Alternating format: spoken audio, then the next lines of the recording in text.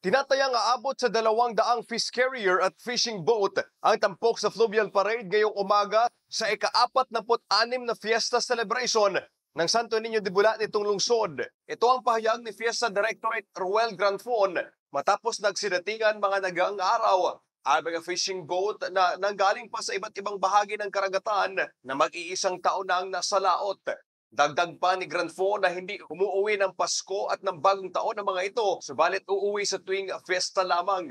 Matapos ang pangatlong misa, ilalabas na ng simbahan si Santo Niño at isasakay na sa isang amphibious ship na siyang maghahatid naman sa fishing carrier para simulan ng fluvial parade papuntang fishport nitong lungsod at pagkatapos makumpleto ang ruta, ibabalik si Santo Niño sa amphibious ship na magkakarga pabalik naman sa simbahan.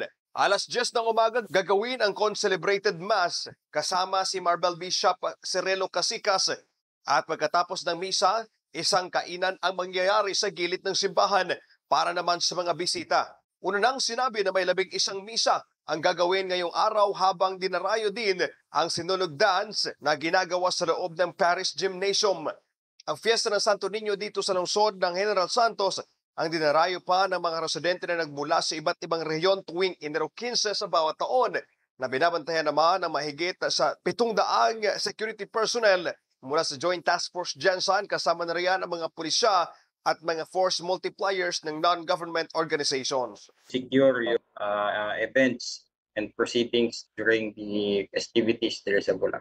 Bali, hindi man lang PNP, no, together with Panay Coast Guard, Joint Task Force Gensan, and then force multipliers sa personnel sa barangay. So, more than 700.